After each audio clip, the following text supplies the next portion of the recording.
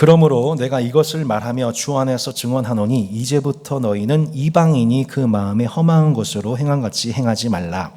그들의 총명이 어두워지고 그들 가운데 있는 무지함과 그들의 마음이 굳어짐으로 말미암아 하나님의 생명에서 떠나 있도다.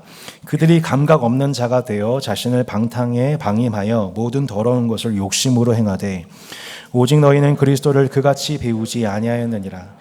진리가 예수 안에 있는 것 같이 너희가 참으로 그에게서 듣고 또한 그 안에서 가르침을 받았을진데 너희는 유혹의 욕심을 따라 썩어져가는 구습을 따르는 옛사람을 벗어버리고 오직 너희의 심령이 새롭게 되어 하나님을 따라 의와 진리의 거룩함으로 지으심을 받은 새 사람을 입으라.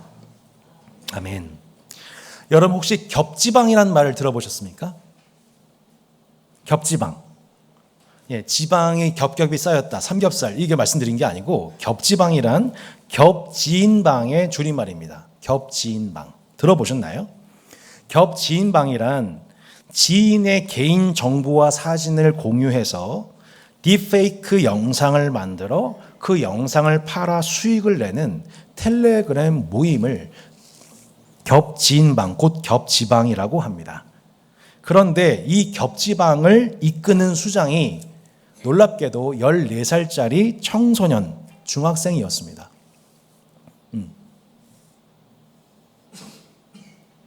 딥페이크 영상, AI 기술을 가지고 회원들에게 돈을 받아 정보를 얻고 그것을 영상으로 수초 만의 영상, 음란물을 만들어서 베풀어 수익을 얻는 일에 빠삭한 수많은 조직원을 둔 인도자가 겹지방의 개설자가 14살짜리 청소년. 현재까지 파악된 피의자 10명 중에 7명이 청소년. 이게 초기 피해자로서 자기의 죄송합니다. 그 벌거벗겨진 그 몸 이게 딥페이크된 사진 영상을 본 충격에 빠진 여학생이 그 14살짜리 그 친구에게 항의를 하자 그 14살짜리 개설자가 이렇게 대답했다고 합니다. 미안, 장난이었어. 한 사람의 인격과 성의 존엄을 유린하는 인류 역사는 동서고금을 막론합니다. 그런데 4차 산업시대 진입 초기에 전 세계가 서로 소통되는 인터넷 그리고 인간의 삶에 공헌해야 할 과학 기술이 혼용되어 유명 연예인과 공인에서부터 이제는 일반 학생과 교사, 군인 등 일반인에 이르기까지 그 누구도 아무도 모르는 사이에 디지털 성폭력, 성강간을 당하는 시대가 되어버렸습니다.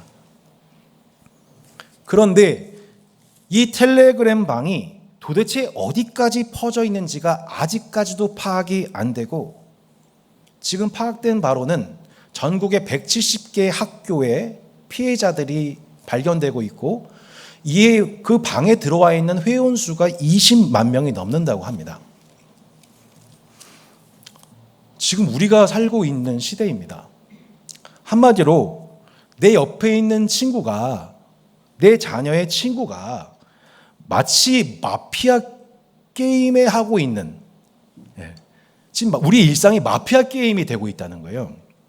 낮에는 선량한 학생, 선량한 시민으로 내 옆에서 분명히 웃고 떠들고 장난치고 친하게 지냈던 사람이 그렇게 해서 내 신상을 알고 있는 내 친구가 이웃이 밤에는 그 정보를 가지고 딥페이크 자료를 만들어 수익을 내고 있는 그렇게 무죄한 자의 피를 흘리는 강력 성범죄자로 마피아로 활동하는 시대가 되었고 이제 우리는 그렇게 마피아 게임을 하듯 우리 일상을 살아가는 시대가 되고 만 겁니다. 오늘 이 현상을 지금 주목하면서 전 이런 말씀 좀 그렇지만 좀 농반 진반 섞어서 말씀드리면 차라리 예전에 일진들이 그리워요. 차라리 일진들은 낮이나 밤이나 똑같았어요. 걔네들은. 낮이나 밤이나 똑같아가지고 껄렁껄렁거리면서 나쁜 짓 했지만 때로 딱 걸리면 혼쭐 내고 제대로 한번 걸려가지고 울면서 회개시키고 뭐 이런 것이 있었잖아요. 지금 그 엄청난 인격 유린을 당한 상황 속에서 조사를 받은 피의자는 부모와 함께 해외로 나갔다고 합니다. 2018년도 하반기 메신저를 통해 피해자들을 유인 성착취물을 찍어 유포했던 N번방 사건을 기억하시죠? 그때 주도했던 사람이 누구였어요? 청년 조모모였습니다. 22살이었어요. 경악을 금치 못했죠. 이제는 14살이 이 일을 주도합니다. 14살이. 제가 얼마 전 또 뉴스를 검색을 했는데 너무 좀 내용이 끔찍합니다. 충격적이에요. 어떤 한 도시에서 태권도, 이 신도시에서 태권도 학원을 함께 다니면서 친절하게 대해주는 오빠가, 초등학교 5학년 오빠가 초등학교 1학년, 그러니까 이 여자한테 카톡으로 야, 너 나랑 사귈래? 그러면서 이렇게 대화가 이렇게 말도 안 되는 대화가 이게 진행되다가 마지막에 이런 걸 요구했다고 합니다. 그러면 너 나한테 너 벗은 사진 찍어서 오빠한테 보내. 여러분 도대체 지금 우리가 살고 있는 현재 도시와 문명과 교육은 지금 뭘 하고 있는 걸까요?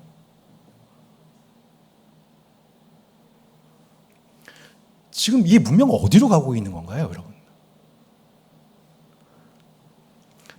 청소년들은 학교에 가면은 모두 다 수업 시간에 잠들어 있고 교사들은 이에 대해서 제지를 하지 못하고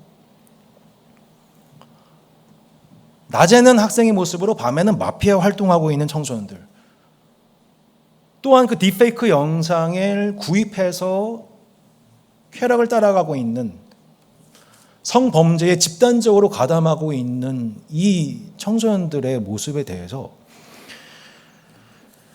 어른들은 이것을 적절하게 교육하지도 막지도 못하고 이것에 대해서 제대로 처벌하고 훈계하지도 못하는, 이도저도 못하는 상황 속에 지금 대한민국은 표류하고 있습니다.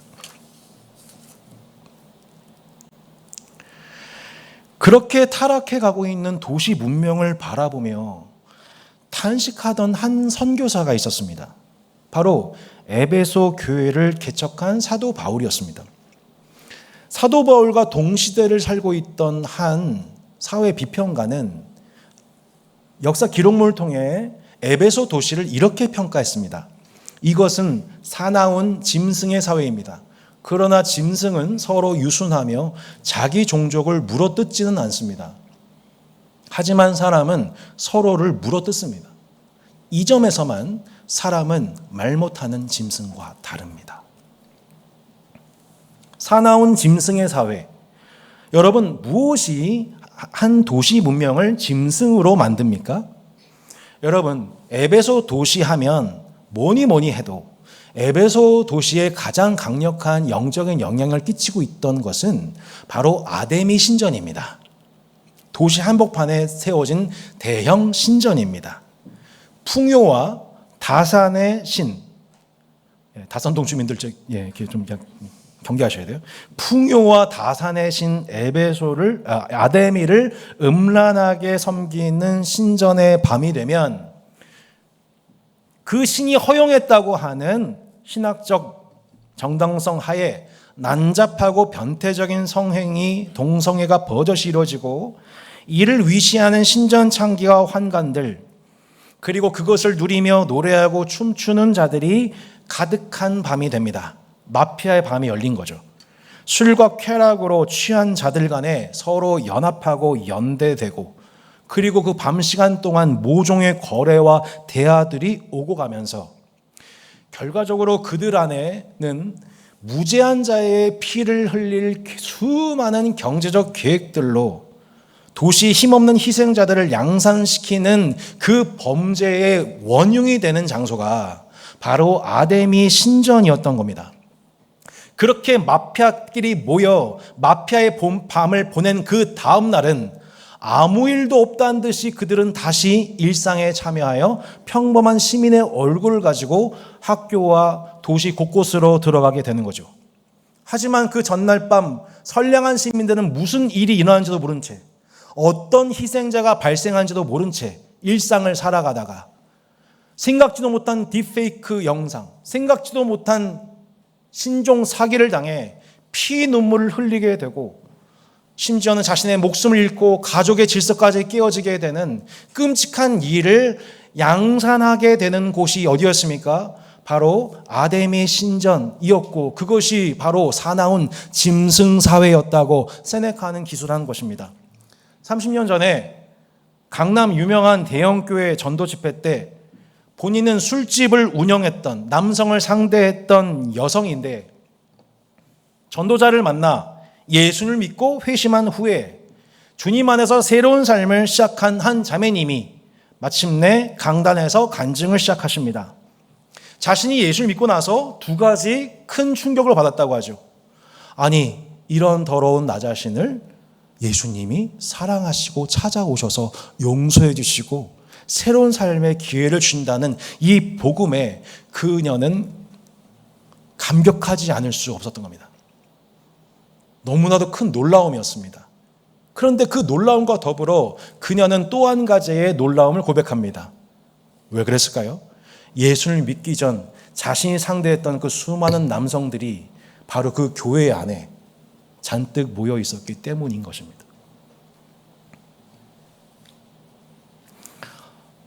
저는 규모가 큰 대형 교회라고 해서 그 교회가 건강하다고 믿지 않습니다.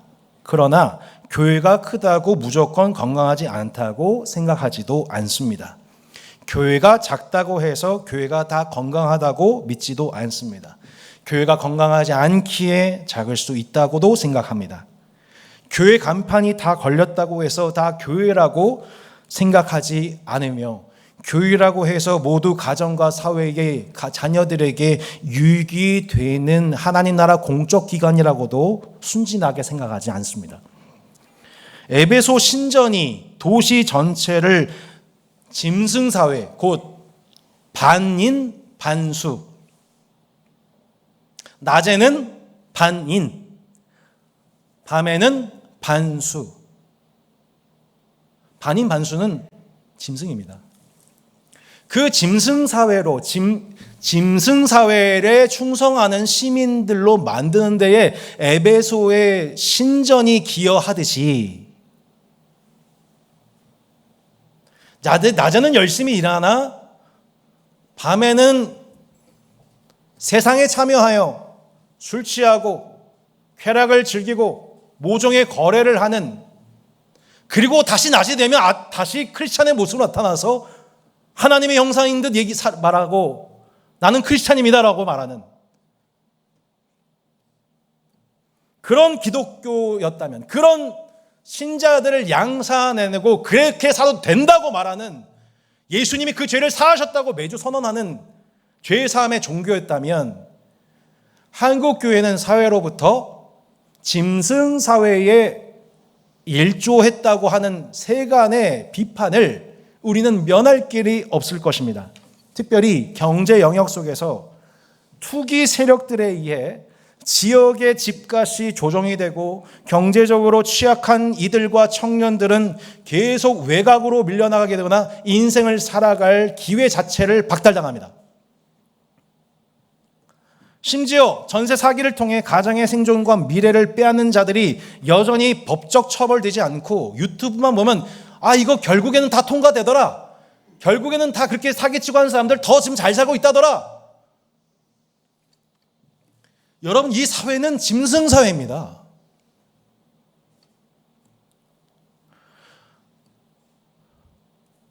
자본주의가 타락하게 되면 그렇게 그 반대편에서 레닌을 비롯한 막시스트들은 경제적 착취를 행하는 기업가들의 이 짐승성에 대해서 막 분노하면서 정의를 외쳤습니다. 저도 청년 시절 그들이 정의로워 보였습니다. 혁명적인 제도 개선으로 세상이 변화가 가능하다고 믿고 공산주의를 표방했습니다. 그런데 여러분, 그 결과가 무엇이었죠? 그들은 더 악랄한 짐승이 되었습니다. 그들은 더 악랄한 짐승이 되어서 더 많은 권력과 더 많은 돈과 더 많은 땅을 독식하는 더 강력한 짐승들이 되었습니다. 압록강 일대에 홍수가 났습니다. 수천 명이 죽습니다. 굶어 죽게 된 북한의 주민들을 달래기 위해서 현장을 방문한 김정은의 모습을 보십시오. 지도자는 과도한 음식 섭취로 몸을 주체하지 못하고 건강 이상설이 나돌 정도인데 아사 직전에 빼빼 마른 주민들은 억지로 그를 열광하면서 환영해야 됩니다. 그렇지 않으면 최상위 포식자가 우리를 죽이니까. 짐승 사회죠. 그 짐승 사회에서 사육된 자들, 그 짐승 사회에 길들여진 시민들, 반인 반수적 시민들의 모습을 사도 바울은 오늘 에베소서 4장 17절로 19절 말씀을 통해 이렇게 기술하고 있는 겁니다. 그러므로 내가 이것을 말하며 주 안에서 증언하노니 이제부터 너희는 이방인이 그 마음에 허망한 것으로 행함같이 행하지 말라. 그들의 총명이 어두워지고 그들 가운데 있는 무지함과 그들의 마음이 굳어짐으로 말미암아. 저만 읽기는 좀 힘듭니다. 같이 한번 읽어볼까요? 하나님의 생명에서 떠나 있도다. 그들이 감각 없는 자가 되어 자신을 방탕함에 방임하여 모든 더러운 것을 욕심으로 행하되. 이게 뭐예요? 인간의 짐승화입니다. 인간의 짐승화죠. 험한 것을 행합니다. 총명이 어두워져 있습니다. 무지합니다. 마음이 굳어져 있습니다. 왜요? 하나님의 생명에서 떠나 있기 때문에. 인간의 짐승화는 어디서 시작되는 것입니까? 그를 자신의 형상으로 창조하신 하나님의 생명에서 떠날 때 인간은 하나님의 형상에서 벗어나 짐승의 형상을 닮아가기 시작하는 겁니다. 짐승의 특징이 무엇이죠? 탐욕과 자기 중심성입니다. 그렇게 짐승의 형상을 닮아가기 시작한 인간은 자기의 탐욕과 자기 중심성의 노예가 됩니다. 곧 짐승이 됩니다. 이것은 베드로도 동일하게 언급한 바입니다. 그러나 이 사람들은 본래 잡혀 죽기 위하여 난 이성 없는 짐승 같아서, 이건 거짓 교사들에 대한 베드로의 고발입니다. 이들은 뭐와 같아요? 이성 없는 짐승과도 같다. 여러분, 최초로 하나님 창조하신 아담은 하나님의 형상을 지음받아 세상 모든 것을 다스리는 권세를 받았습니다. 그러나 범죄 이후 인간은 하나님의 형상이 심각하게 훼손되었습니다. 그리고 그 범죄 이후 인간은 결국 짐승화되어 자신의 생존과 이익을 위해 타인과 이웃을, 심지어 가족까지도 상대와 수단화합니다. 아담은 하와 때문에 내 인생이 꼬였다고 합니다. 내 배우자더러 너 때문에 내 인생 망쳤어. 형 가인은 동생을 불러내어 돌로 쳐 죽이지요. 인류 최초의 범죄와 살해가 다 가족 관계 속에서 일어납니다. 이후 발달된 인류의 문명사를 보십시오. 결국 청동기 문명, 철기 문명, 그리고 지금 핵에 이르기까지 인류의 모든 문명은 결국 군사 기술을 발달시켜 남을 제압하고 그 대가로 평화와 이득을 얻어내는 데 익숙한 문명입니다. 러시아가 우크라이나를 침공하고 이스라엘과 중동이, 중국과 대만이 한반도의 분단국가 둘이 그렇게 끝도 없이 군비 경쟁을 합니다. 이제 기후재앙을 맞이한 인류는 좀 슬픈 얘기지만 얼마 남지 않은 자원과 식량과 식수 확보를 위해 끊임없이 전쟁하게 될 것입니다. 로마서 1장 22절로 23절은 짐승화된 인간이 얼마나 타락했는지를 드러냅니다. 스스로 지혜 있다 하나 어리석게 되어 썩어지지 아니하는 하나님의 영광을 썩어질 사람과 썩어질 사람과 새와 짐승과 기어다니는 동물 모양의 우상으로 바뀌었느니라. 짐승이 된 인간은 모든 것을 자기 중심적으로 해석하기에 자기에게 도움이 되는 방향으로 하나님을 사람처럼, 새처럼, 짐승처럼 기어다니는 동물 모양의 우상으로 만들어서 자신을 위하여 음란하게 섬기기 시작했다. 모든 것을 자신을 기준으로 자신의 욕심을 치우게 한 수단으로 가족도 바라보고 이웃도 바라보고 세상도 바라보는데 심지어 하나님도 그렇게 바라보기 시작했다는 거예요. 그러한 면에서 기복주의 신앙이 정말로 위험천만한 겁니다. 하나님을 실제 섬기고 영화롭게 하지 아니하면서 정작 그 하나님을 자신의 유익과 탐욕의 수단으로 바라보고 있는 신앙은 거짓입니다. 반인반수의 모습입니다. 그렇다면 사랑하는 성도 여러분, 우리가 예수 그리스도를 믿는다는 것이 무엇을 의미합니까? 그것은 반수의 짐승의 형상이 되어버린 인간, 그리고 그 인간을 사육하는, 조종하는 짐승 사회로부터 우리를 불러내요. 본래 의도하신 하나님의 형상을 회복하시는 분이 바로 예수 그리스도이십니다. 짐승 사회 한복판에서 하나님의 형상을 회복하는 존재들로 이 땅에 구별되어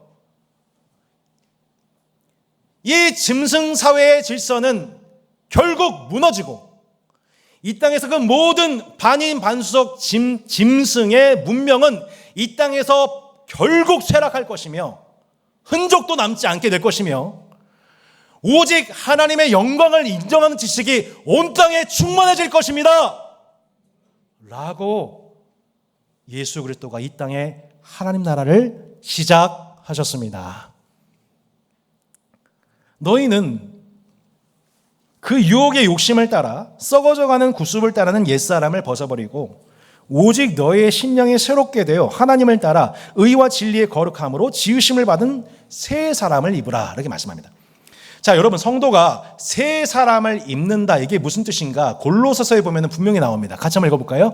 새 사람을 입었으니 이는 자기를 창조하신 이의 형상을 따라 지시기까지 새롭게 하심을 입은 자니라.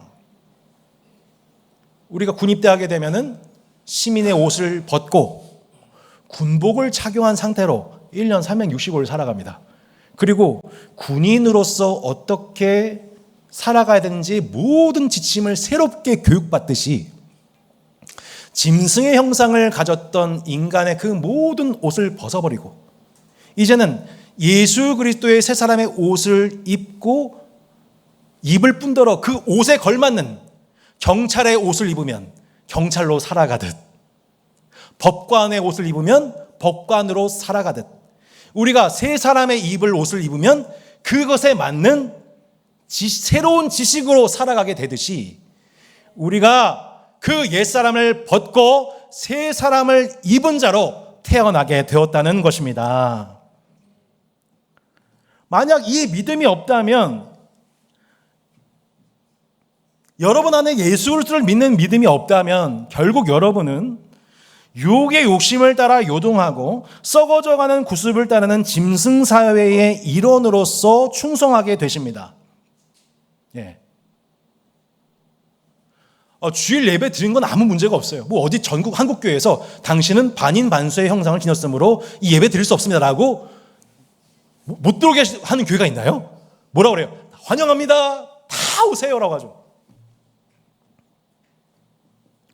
그 반인 반수의 형태를 가지고 주일 예배도 드리고 술도 취하고 남들 다 하니까 정보 다 몰래 빼돌리고 불리한 수익 얻고 남들 다 그렇게 하니까 그렇게 마피아로 살다가 또 아침이 되면 평범한 직장인으로, 부모로, 엄마 아빠로 낮과 밤이 다르고 믿는 바와 사는 바가 다른 반인 반수의 모습으로 평생 살아가게 되겠죠. 그런데 예수님을 통해 하나님 나라가 이 땅에 시작됐거든요. 이 복음을 받기 시작한 그 나라 백성이 된 자들에게 이제 무슨 일이 실제로 일어나게 되냐면, 자기를 창조하신 형상을 따라 지식이까지 새로워지게 되는 그 은혜의 나날이, 그 평생의 여정이 여러분과 저에게 예수 그리스도께서 시작하게 하셨다는 거예요.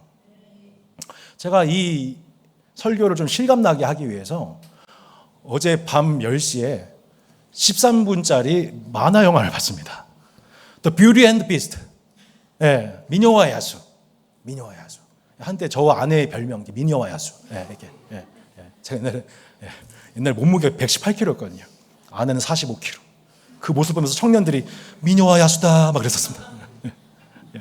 지금 조금 인간이 됐습니다. 네. 그 미녀와 야수 보는데 와, 복음이요, 복음. 오늘 집에 가서 한번 보세요. 미녀는 13분짜리 복음이에요, 복음.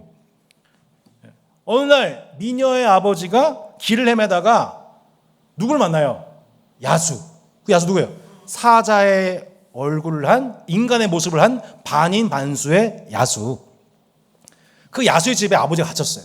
딸이 걱정이 돼서 산을 헤매면서 결국 그 집을 찾아가서 어떻게 합니까? 아버지는 집에 돌아오게 하고 본인이 야수의 집에 갇힌 선택을 하죠. 그 모습을 보고 야수가 이상한 거예요.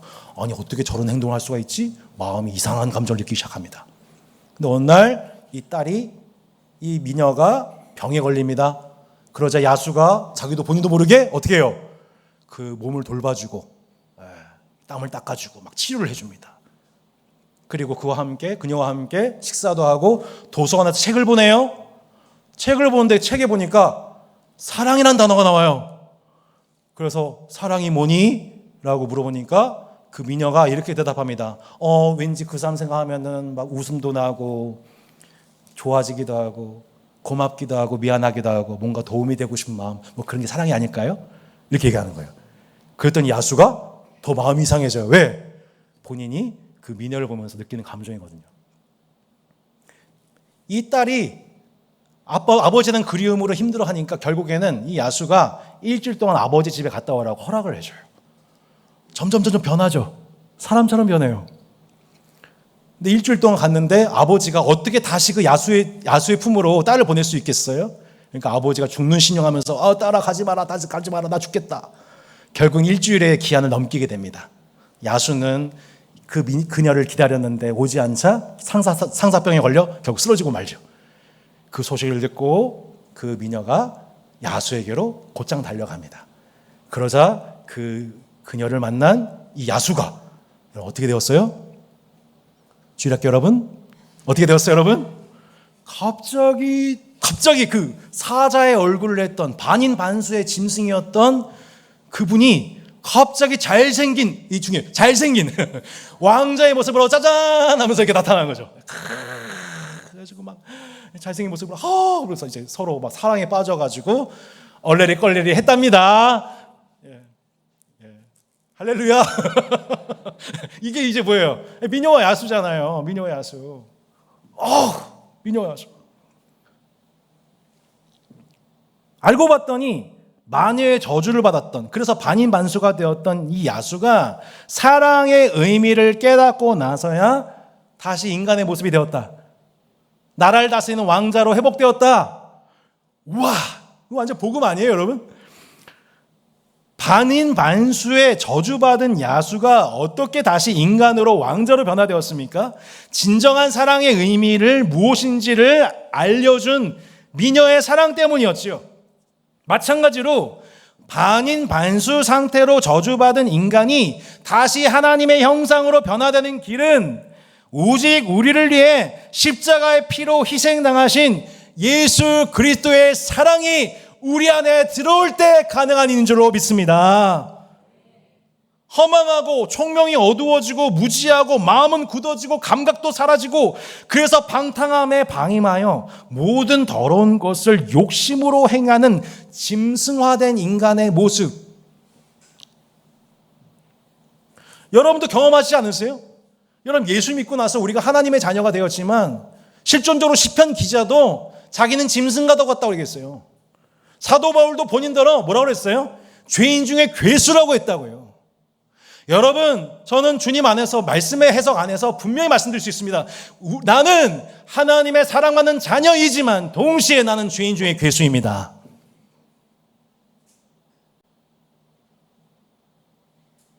저만 그런가 봐요. 우리는 살면서 내가 짐승임을 알게 됩니다. 내가 괴수임을 알게 됩니다. 내가 저 사람 때문에 문제야 라고 하는데 실제로 내가 더 악랄한, 그 죄를 지적하고 있는 내가 더 악랄한 죄인이라는 것을 알게 됩니다.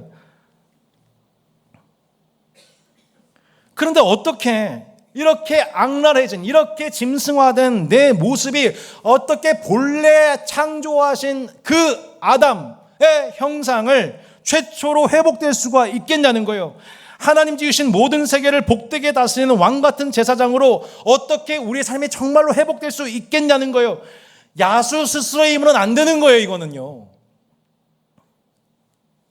직접 야수의 집에 방문해서 그 사랑이 무엇인지를 그림 언어로 나타내고 마침내 그 사랑이 자신 안에 들어와 있음을 야수 안에 깨닫게 한 미녀처럼 직접 인간의 몸을 입고 짐승 사회 안으로 들어오셔서 심지어는 자신을 죽이려 하는 정치적 종교적 짐승들에 의해서 무지한 자의 피를 흘리는 흠없는 양의 피를 흘리시고 또한 사자로서 그 모든 대적들을 한 방에 물리치신 예수 그리스도, 그 사랑과 능력의 하나님을 통해서만이 우리가 반인반수의 짐승의 형상을 벗어버리고 이제 본래 창조하신 아담의 진짜 형상을, 왕자의 정체성을 회복하게 하시는 분은 우리 주 예수 그리스도 한 분뿐인 줄로 믿습니다.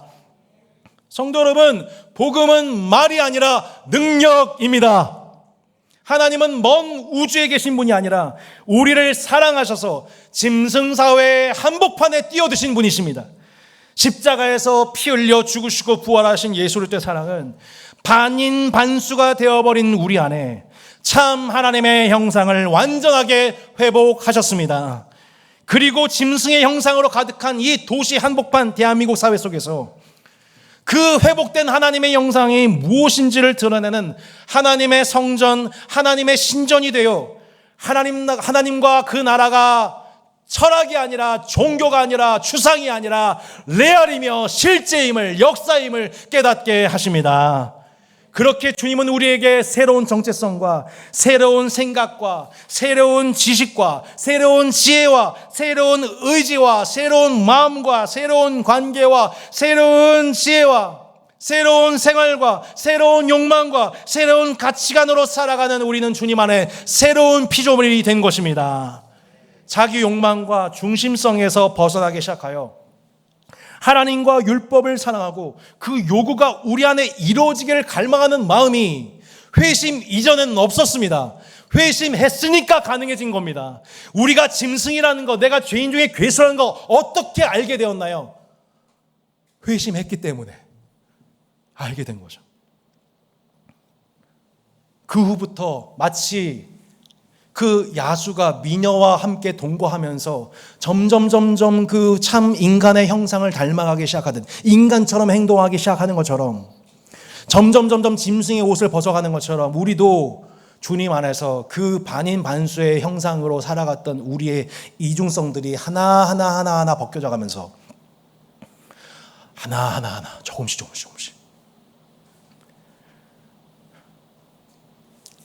하나님의 형상 예수 그리스도를 닮아가는 그 하나님의 형상 영광을 보이지 않는, 하나님은 보이지가 않는데 그 하나님을 믿고 있는 신자가 하나님의 영광을 비추는 하나님의 형상이 되어 세상 또한 하나님의 영광을 볼 수 없지만 그 하나님의 형상으로 그 영광을 비추는 거울된 성도의 삶을 통해 하나님의 영광이 이 세상에 나타나게 하시는 방식으로 우리 하나님은 지금도 일하고 계신 것입니다. 사랑하는 성도 여러분, 여러분 안에 예수님이 그렇게 새 일을 시작하셨다는 겁니다. 여러분 안에 계신 성령님이 날마다 여러분의 심령을 새롭게 하고 계시다는 것입니다. 그러므로 날마다 여러분 옛사람을 버리십시오. 그리고 의와 진리의 거룩함을 입은 새 사람을 날마다 그 옷을 입는 여러분 되시기를 바랍니다. 지난 금요일날 오전 9시에 정명수 집사님의 연락을 이렇게 받았습니다. 깜짝 놀랐어요. 금요일 오전 9시? 예사롭지 않은 시간이에요, 저한테는. 왜냐하면 정명수 집사님께는 사실 몇 번 응급실에 실려가셨던 어머니가 얼마 전에 다시 나오셔서 집에서 요양 중이시거든요. 자연 치유 중이시거든요. 저는 그래서 솔직히 어머니가 돌아가신 줄 알았어요. 그런데 정말 예상하지 못한 얘기를 들었습니다.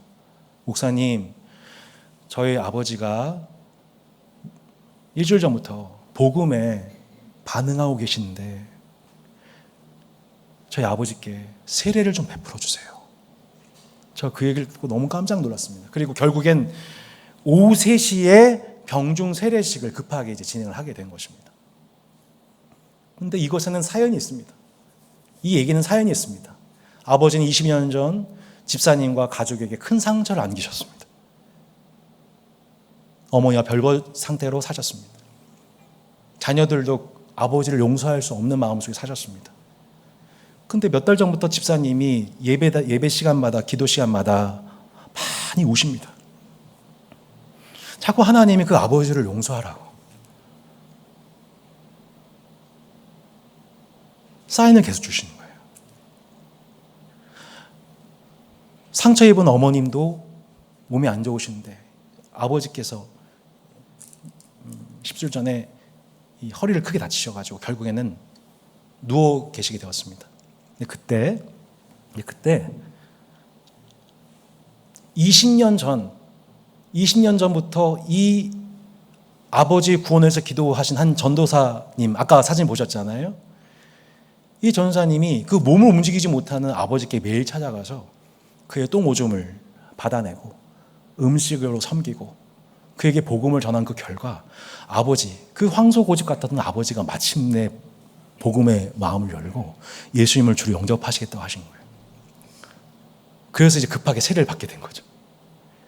오후 3시에 병중 세례식을 이제 진행하고 성부와 성자의 성령 이름으로 세례를 받았습니다. 성도가 되셨습니다라고 선언한 순간 옆에 있던 그 가족과 전도사님이 기쁨의 한성을 지릅니다. 그 병중에서 찬송이 터집니다. 그리고 정묘사님이 한평생 반평생 가까이 아버지에 대한 원망과 용서하지 못하는 마음속에 있었던 집사님이 아버지를 손을 꼭 붙잡고 몸을 끌어안으며 아버지에게 속삭입니다. 아버지 사랑해요. 오늘 하나님이 아버지에게 가장 큰 좋은 선물을 주셨어요. 이제 아버지 가장 좋은 곳으로 이제 가시는 거예요. 이제 마음 놓으세요. 놀랍게도 그렇게 면회 마지막 끝나는 시간이 오후 4시였는데 저녁 6시 32분경에 아버지께서 소천을 하신 겁니다. 집사님이 그런 얘기를 저한테 하셨었거든요. 목사님, 자꾸 용서하라는 마음을 주세요.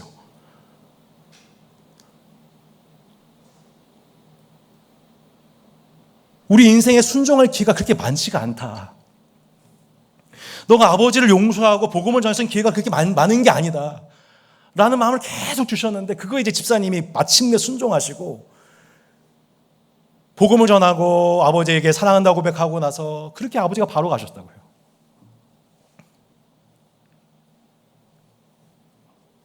나는 결국 아버지를 용서하지 못할 거야 라고 본인의 감정과 생각과 상처 속에 있던 그 영혼이 자신의 옛사람을 벗어던지게 하시고 이제 새 사람의 모습으로 살아갈 수 있는 그 내가 용서할 수 있는, 사랑할 수 있는, 복음을 전할 수 있는, 섬길 수 있는 그 자유를 주셨다.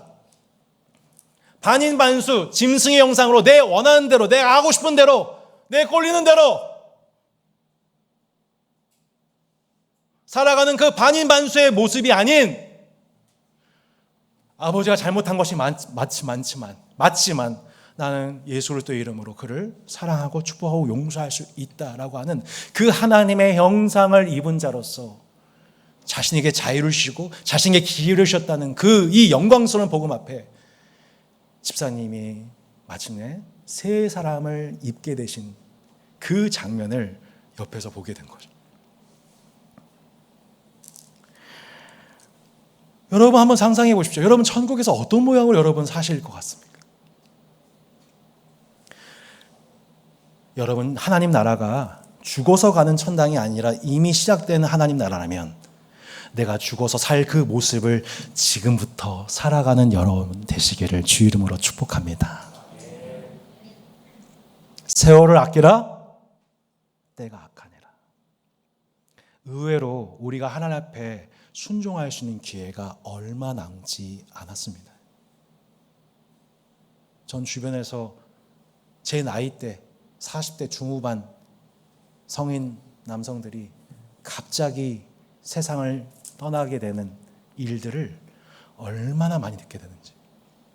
우리는 지금 내 인생이 내 것인 것처럼 착각하고 내 마음대로 살아도 되는 것처럼 생각하고 똑같이 반인반수의 모습으로 지금 주일 예배 드리는 여러분의 모습과는 정반대의 모습으로 또 똑같이 여러분 세상 가셔서 가정에 가셔서는 그렇게 짐승의 모습으로 또 살아가시다가 또 헤매시고 또 요동했다가 어린아이처럼 살다가